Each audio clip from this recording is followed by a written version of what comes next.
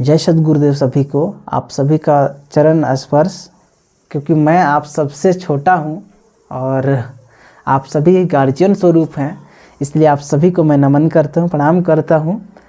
और सद्गुरुदेव के चरणों में मैं बारंबार नतमस्तक नमन करता हूं, प्रणाम करता हूं।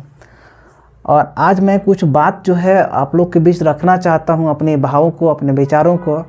और कुछ ऐसी बातें आई हैं जिसको लेकर मैं YouTube पर डायरेक्ट रख रहा हूं, क्योंकि देखिए, सांप के काटा गया जहर से तो बचा जा सकता है, सांप के काटा गया जहर से तो बचा जा सकता है, लेकिन कान में जहर घोला गया जो जहर है उससे बचना बिल्कुल नामुमकिन है, बिल्कुल नामुमकिन है। और ये बात संत परवर श्री विज्ञान देव जी महाराज ने भी कही है। और मुझे बहुत ही ये जो वाणी है संत श्री की, सच में क्या बोलूँ, दिल में छू जाने वाली वाणी थी, बहुत ही खूबसूरत। आप YouTube पर तो नहीं देख सकते हैं, और अगर विहंगम योग ऑफिशियल चैनल की मैं बातें कहूँ तो अलग से ये वीडियो नहीं है अपलोडेड, वो बड़ी सा वीडियो है किसी हमको खुद नहीं पता, और तो आपको ढूंढना पड़ेगा, बहुत मेहनत लगेगा उसको खोजने में। तो इसके लिए मैंने कटिंग करके उसको फेसबुक पेज पर डाला था, तो आप वहाँ पर युवा शक्ति टीम का जो फेसबुक पेज है वो वहाँ सुन सकते हैं, आप बहुत लोग सुने भी होंगे। तो ऐसे ही कुछ ही बातें आई थी मेरे विषय में, जो कुछ लोग अफवाहें फैला रहे थे।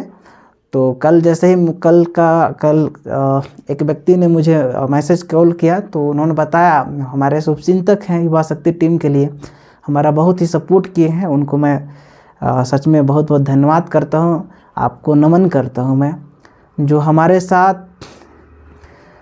विश्वास में है। और मुझे बहुत अच्छा लगता है कि इतने अफवाहों के बीच में भी आप भरोसा कर पाए, इसके लिए बहुत बहुत धन्यवाद। क्योंकि देखिए, होता क्या है ना कि मैं डायरेक्टली तो आपसे बात नहीं कर पा रहा हूँ, और कुछ लोग जो है अफवाह फैलाते हैं, है ना। तो ऐसे ही कुछ बातें आई थी कल डेहरी के आसपास में, कल नहीं मतलब कल मुझे मैसेज मिला था, पहले ही उनको कहा गया था। तो उनसे एक व्यक्ति मिला और उन्होंने कहा कि आप युवा शक्ति टीम को सपोर्ट करते हैं? तो उन्होंने कहा हाँ करते हैं। तो उन्होंने कहा कि मत कीजिए। तो उन्होंने कहा क्यों? क्योंकि वो फ्रॉड करता है। तो आप ही लोग बताइए फ्रॉड का मतलब क्या होता है। हमने उनसे कहा कि आपने नहीं पूछा कि क्या फ्रॉड किया है युवा शक्ति टीम, आपको तो सब पता है ही। तो उन्होंने ऐसा कुछ कहा नहीं, वो जो बोला चुपचाप सुन के निकल लिए। तो खैर अच्छा ही किए उन्होंने, अपने हिसाब से जो उनको अच्छा लगा अच्छा किए। तो हमने बोला कि आपको पूछना चाहिए था कि युवा शक्ति टीम ने क्या फ्रॉड किया है, आपका माँ का अकाउंट खाली कर दिया, बहन के अकाउंट खाली कर दिया, कि आपका अकाउंट खाली कर दिया है, क्या फ्रॉड कर दिया है, आपका क्या नुकसान हो गया है। तो ऐसा बोले कि नहीं ऐसा कुछ तो नहीं बोले, उनसे नहीं पूछे। तो इस तरह के जहर घोला जाता है कान में, जो कि बिल्कुल भी सरासर गलत है। और अगर कोई अफवाह है तो मुझे आप बताइए क्या अफवाह है।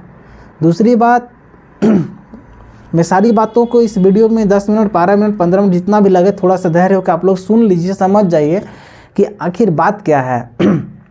ठीक है। और एक तरह से और भी ये कौन लोग कर रहे हैं, देखिए कि कोई भी व्यक्ति अगर आगे बढ़ता है ना, या कोई भी चैनल हो, व्यक्ति हो, चाहे कुछ भी आगे जब बढ़ने लग जाता है, तो उसके प्रति जो है ना दो तरह के लोग होते हैं। एक आपका शुभचिंतक होंगे और एक होंगे अशुभचिंतक, और एक होंगे जलने वाले। तो ये दोनों जो है जलने वाले और अशुभचिंतक दोनों लगभग एक ही कैटेगरी में आते हैं। तो आपका जितना बुराई हो सके वो करेंगे, आप भले ही अपने जगह पे अच्छे हैं, लेकिन आपकी पूरा भरपूर से भरपूर बुराई करेंगे। तो सेम टू सेम यही हो रहा है। तो एक तो घटना मैंने आपको बता दिया। और वो वीडियो देखना हो तो युवा शक्ति टीम फेसबुक पेज पर जाकर सुन लीजिए। मुझे उतना इंटरेस्ट तो नहीं रहता है फेसबुक पेज पर, लेकिन कभी कभी मन होता है तो पोस्ट कर देता हूँ। तो जो भी है, और एक तरह से और लोग बोलते हैं अफवाह क्या फैलाते हैं, फलाना वहाँ हाँ बहुत गलत व्यक्ति है, उसके साथ रहते हैं, बर्बाद हो जाइएगा उसके साथ, मत रहिए, बदनाम कर देगा वो व्यक्ति उसके साथ। और आप भी भड़क जाते हैं कि सच में व्यक्ति वैसा है, जबकि वो व्यक्ति ऐसा नहीं है, और उसके विषय में इस तरह अफवाह फैला कर उससे बदनाम किया जाता है, जबकि वो नहीं है। तो तो ऐसे जो लोग अफवाह, और पता नहीं किस तरीक़ा से कान भरता है, मुझे खुद नहीं पता, हमको इस सब का आइडिया नहीं है, पर मैं आप लोग को मैं जागरूक करना चाहता था कि आप लोग इन अफवाहों के पीछे न पड़े, और आप लोग अगर युवा शक्ति टीम पर भरोसा करते हैं तो करिए। और हम जो भी करते हैं सद्गुरु के आदेश निर्देश से ही करते हैं, और सद्गुरु का जो आदेश है मेरे लिए, मैं उसका पालन करता हूँ और उस चीज़ों का ध्यान रख कर करता हूँ, ऐसा बातें नहीं है, और हर चीज़ का मैं ध्यान रखता हूँ। दूसरी बात, अभी फ़िलहाल में कुछ लोग ये बोलते हैं कॉपी पेस्ट शायद कर रहा है, मेरे बारे में तो नहीं कहा, लेकिन कुछ लोग ऐसे भी कर रहे थे अनुशासनहीनता कहें से कि सद्गुरु से जाके लिखित आदेश नहीं लिया। अब बताइए, सद्गुरु से लिखित आदेश लेना ये कौन चीज़ चाहिए भाई? हम कौन सा प्रवचन करने जा रहे हैं? हाँ, हम सर्वेद पढ़ते हैं तो हम तो ये दिखाएंगे ना कि देखिए ये हमारा सर्वेद है, सद्गुरु देव ने लिखा है। ये तो बता सकते हैं ना कि इसके लिए सद्गुरु से जाकर हमको आदेश लेना पड़ेगा कि लिखित दीजिए सद्गुरुदेव, लिखित। ये लोग कहता है लिखित आदेश, हम ये करने जाएंगे? ये भगवान बुद्धि दीजिए इनको।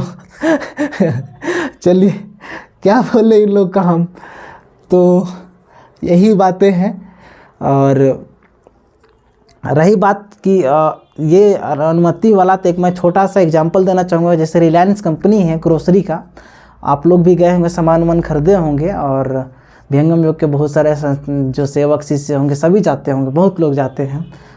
तो रिलायंस में मैं तो वर्क भी कर चुका हूँ। तो वैसे ही संस्थान जो है उसमें मुकेश अंबानी उसका जो ऑनर है वो किसी का आराध्य देव तो नहीं है, तो वो तो व्यक्तिगत लाभ के लिए वो अपना बनाया है। तो उसके लिए अगर उसका चैनल का मतलब उसका जो संस्था का कोई प्रचार करना चाहता है तो उसको आदेश लेना नहीं पड़ेगा, उसको ही आदेश देना पड़ेगा आकर, क्योंकि किसी को फ्री फोकट में करने की आवश्यकता थोड़ी है। वो पैसा देता है कि लो भाई मेरा प्रचार करो, तो उसका लोग यूट्यूब पर जो प्रचार करते हैं, जो ऐड आता है वो आप देखते हैं, वो पैसा दे के करवाया गया रहता है ना, तो देता है, तो उसको आदेश की ज़रूरत पड़ती है। लेकिन जहाँ आराध्य की बात होती है, जहाँ आपका आराध्य है, जहाँ आपकी आस्था है, वहाँ पर कैसा आदेश? वहाँ पर जहाँ पर आपका आस्था की बात है वहाँ पर लिखित की क्या हो सकता है? हमको पता है, जितना जो सही है उसको करिए, यानी कि फालतू चीज़, बकवास चीज़ डालने के लिए कोई ये नहीं है। आस्था के विपरीत आप जाके मत करिए कुछ भी, ये गलत बात है ना। तो जैसे सद्गुरु है, सद्गुरु का हम शिष्य है, तो हमको ये बोलने का अधिकार है ना कि मैं सद्गुरु का शिष्य हूँ, मेरे सद्गुरु का नाम ये है, कि इसके लिए आदेश लेना पड़ेगा। तो ऐसे मूर्ख लोग भी हैं समाज में जो ये कहते हैं कि आदेश लिखित लेकर आइए तब बोल सकते हैं। हम बोले कि यार गजब हाल है। पूरी तरह ऐसी थोड़ी होती है, ऐसा कुछ है ही नहीं। तो ये लोगों की बातें हो गई, मैं सद्गुरु की बातें नहीं बोला, ये लोगों की बातें हो गई। तो ऐसे लोगों की बात मानना चाहिए नहीं मानना चाहिए, आप खुद बताइए। अब अगर हम सर्वेद महाग्रंथ पढ़ते हैं, कोई पूछेगा कि भाई तुम कौन सा ग्रंथ पढ़ते हो, तो हम बताएंगे ना कि मैं सर्वेद ग्रंथ पढ़ता हूँ, देखिए ये सर्वेद ग्रंथ है मेरा। हम बता सकते हैं कि नहीं बता सकते हैं? हम प्रवचन नहीं कर सकते हैं ना, मैं उपदेश कर सकता हूँ, क्योंकि मुझे उपदेश करने का अधिकार नहीं दिया गया। उपदेश मैं तभी कर सकता हूँ जब मुझे सद्गुरु आदेश देंगे कि तुम भी उपदेश करो, ये विधि है, विधान है, इन बातों का तो आपको ध्यान रखना है, और इन बातों का ध्यान रखते हुए उपदेश करना है, कि ताकि अगले के अंदर गलत मैसेज न जाए। अगर सद्गुरु ऐसा हमें आदेश देते हैं तो हम उपदेश करने का अधिकारी हैं और अधिकार करेंगे। दूसरा बात, प्रचार या क्या बोलते हैं, प्रचारक जैसे हो गया, वक्त सद्गुरु के बारे में सिर्फ वो बखानी करते रहता है, दिन रात 24 घंटा लगा रहता। अभी हमारा जो है ना लाइफ क्रिएट करने का समय है, तो उसके लिए उतना समय नहीं है, लेकिन जितना भी थोड़ा बहुत बन पाता है हम लोग भजन वजन, गाना वाना, वीडियो डालते रहते हैं यूट्यूब पर, तो आप लोग देखिए, आनंद लीजिए।